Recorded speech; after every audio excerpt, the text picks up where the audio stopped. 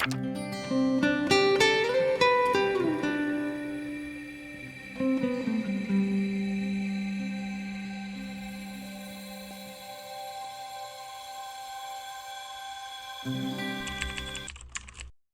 evening, spooks, and welcome to today's video, which is going to be a chatty little number, and it is the 54321 book tag.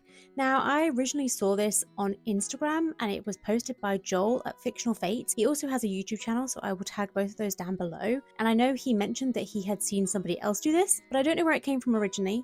So that's who I was inspired by, but I don't know who he was inspired by, and I don't know who they were inspired by, etc, etc, etc.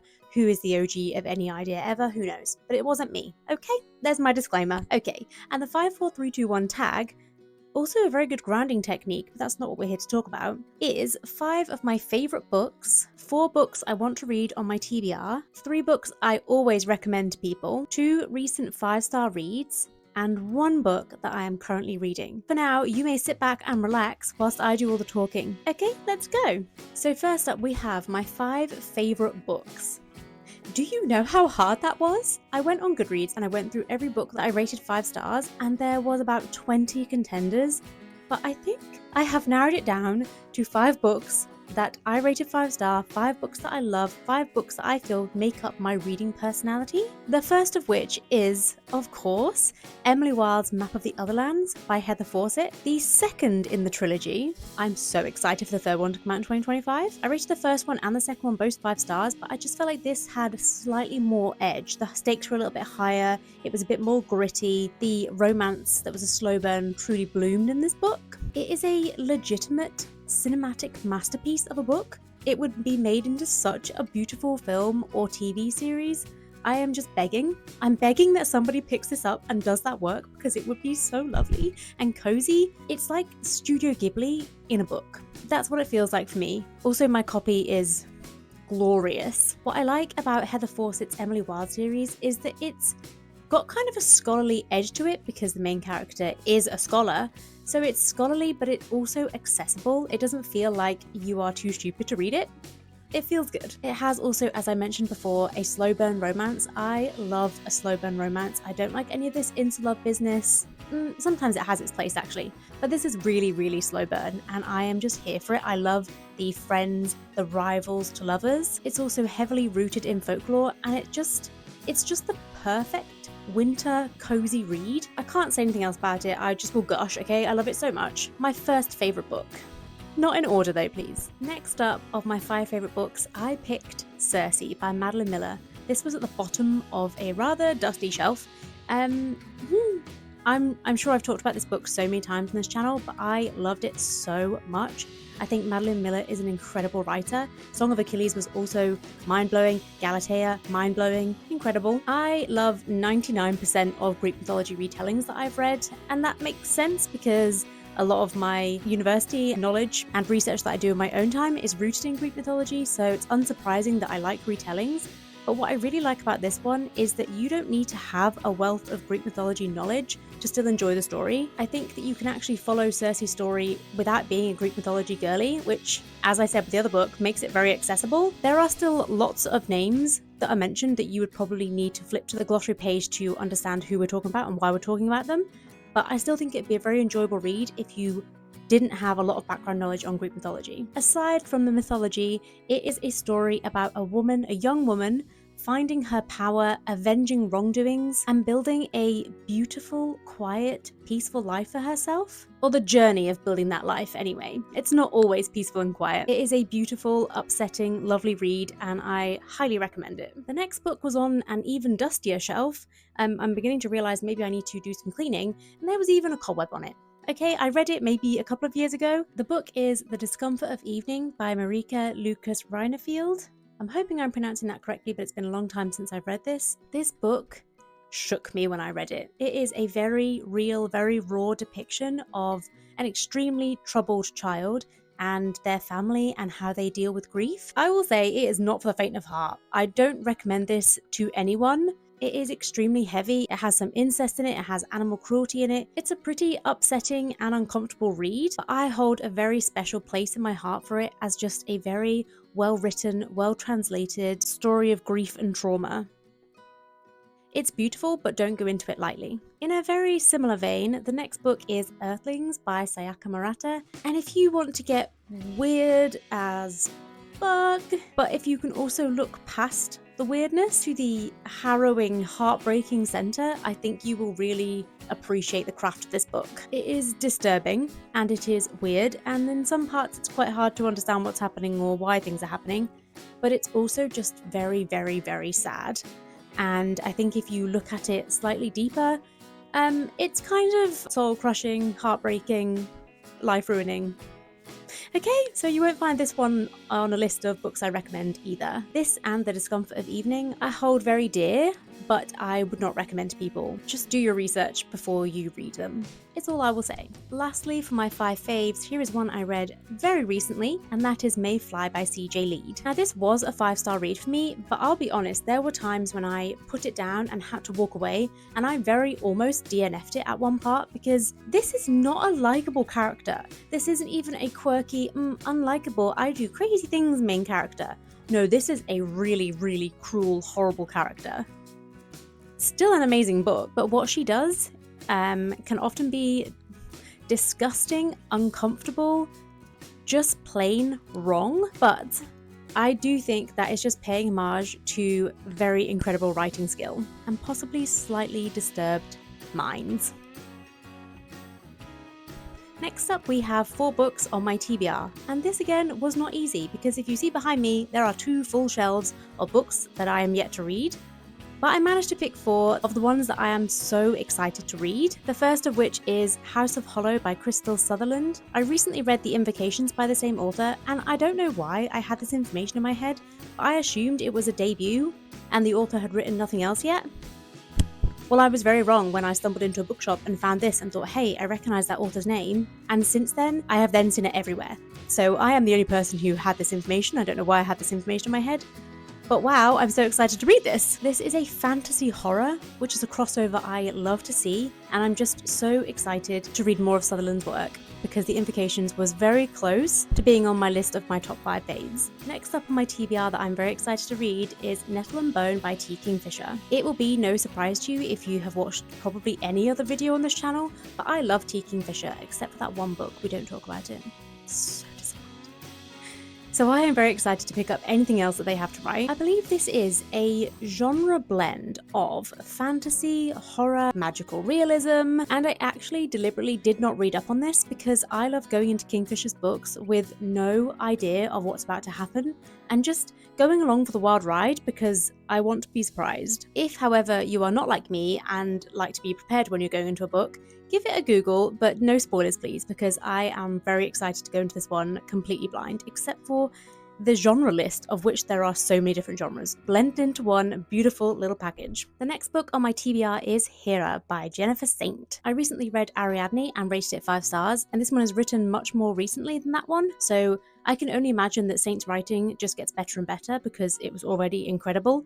So the only way is up, in my mind. From what I know of the myths themselves, I already have a preconceived opinion on Hera, so I'm very interested to see what Saint does with that story and how she twists it so that I can see things from a different perspective. I love when authors do that with a retelling, so I'm really interested to read Hera's story in the words of Jennifer Saint. Is there a better pairing? I don't even know, I'll let you know.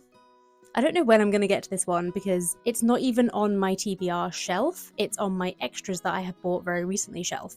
That's not its official title, it doesn't have an official title. I'll try and get to it soon because I am genuinely so excited to read this one. Last up on my TBR, I would like to read Ink Blood Sister Scribe by Emma Turs. This one I have owned for over a year, so I really need to get to it. This is one from my TBR shelf, so no matter what, I'm reading it before the end of June 2025, okay? It's happening, or I have to get rid of it. And we don't want to do that, so we're going to read it soon, okay? This book is a book about books, and I love when authors do that. It's something that I wish I could do as a writer, but I just don't quite get it right.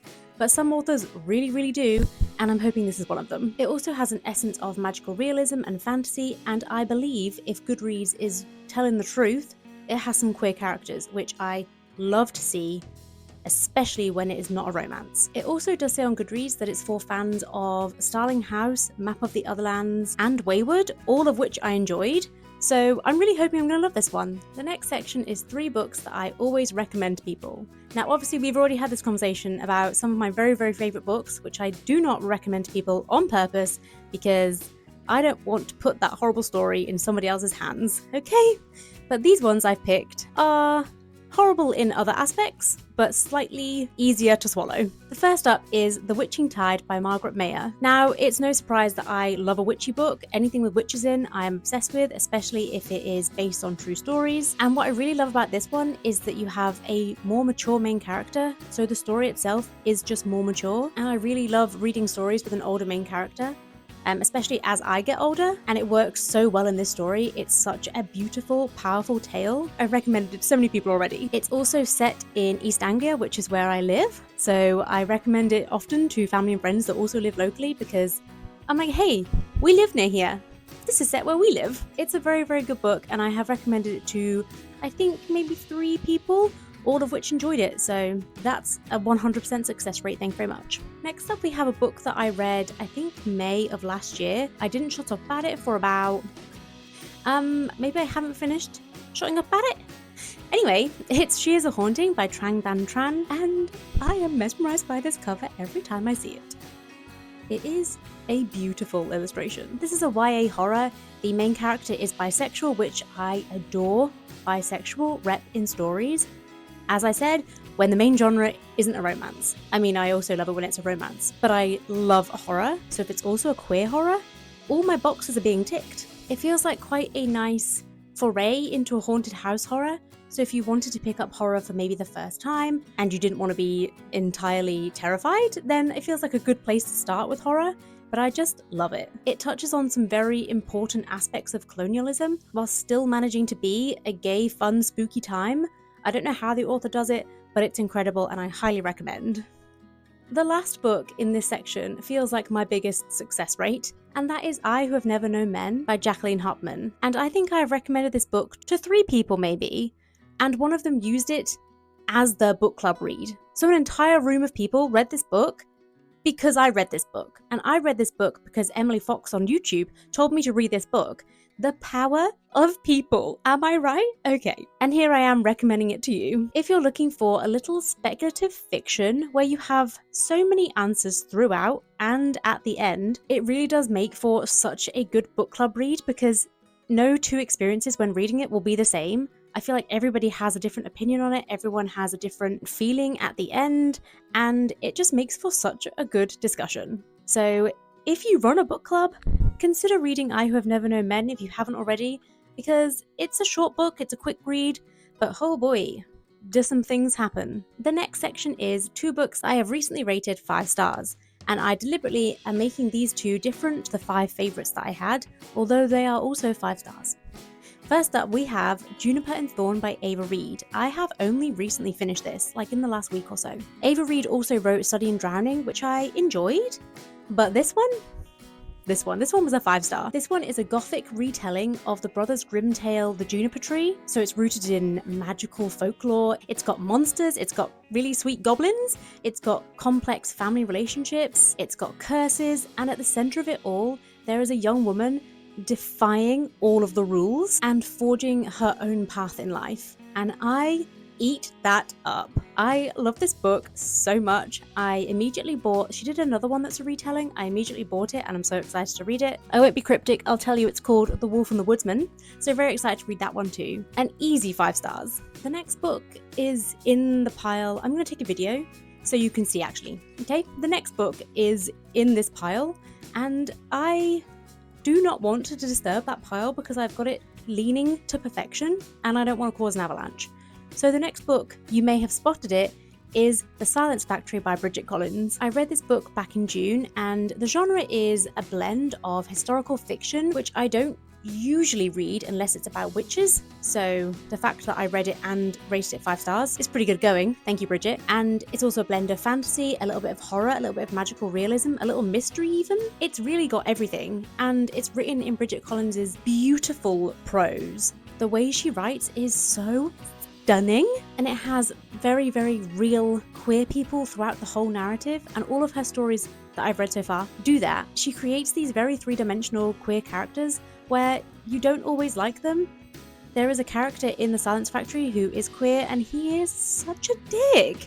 And I just love to read that. I love that authors are writing queer characters more than ever, and they're not always perfect. It's real, and it's a fully rounded character, and I just love it. Bridget Collins does it so well. I don't know where she gets her ideas from, but it was the same with The Binding. Her ideas are so creative. She makes this incredible story where I would never even have thought this possible. She makes such a tale out of something that is so creative, and there must be so much research involved, and I'm on the verge of just like sobbing because I love her so much. Her work is incredible. I would love to sit down and have a conversation with her. That's what I want to do. I just want to know what happens in her brain to create these incredible stories. Okay, I'm done. Oh my gosh. Whew. The last section we have is one book that I am currently reading, and I am currently reading 4, so I'll just go with 1. And speaking of Bridget Collins, I have just the jacket because I'm already reading it. It's the current read, you knew this. I'm reading her very first book that she published under the name B.R. Collins instead of Bridget Collins, and it's called The Traitor Game. I just love Bridget Collins so much, as you probably already guessed, and I really want to read everything she's ever written. Same with T. Kingfisher, and also same with Sayaka Murata, but I've had a slightly different experience reading other ones that they've written. But anyway, we're talking about this one. I'm maybe only a couple of chapters in, but I believe this book is about 2 young boys. They go to 5th form. What the fuck is 5th form, okay? I know 6th form, right? You are in high school until year 11, and then you go to 6th form, right? That's what I know, okay? I was walking around Cambridge the other day, and I walked past a 5th and 6th form. What does that mean? I can only assume the boys are 16, because that would make sense. Maybe there's something in between year 11 and 6th form? I don't know. They're in 5th form, apparently. Whatever that means. Either way, they are quite young, and together they create this incredible fantasy world. They've drawn maps, and they really delve into all of the details about it. It's pretty cool. And I believe that some of this fantasy world will seep into reality. We haven't got there yet, but that's just what I think is going to happen. And basically what happens is somebody spills the beans on this world they've created, and the school bully finds out. Both the boys then blame each other, and we need to find out who the traitor is. So I'm expecting kind of magical worlds colliding, those fantastic 3D queer characters that she creates, very complex relationships, and weaving between it all, a nice coming-of-age story. They're my hopes. So I'll let you know if they come true. But for now, this is what I am currently reading. The Traitor Game by B.R. Collins. And that's the list. Thank you so much for Joel at Fictional Fates for inspiring me to make this video. Based on the books that I've given, if you have any recommendations, as always, please drop them in the comments down below. If I've inspired you to pick any of these up, I who have never known men. Yeah? The Witching Tide? Yeah? Okay, thank you. Let me know how you get on with them. Let me know if you hate them. I love to hear it. Let me know if you love them. I love to hear that too, obviously. But for now, thank you so much for watching, and I'll catch you in a video very, very soon. Possibly next Thursday. It's always Thursday. I could just say that from now on. Bye! Let me show you a place where you gon' wanna move your feet until they start to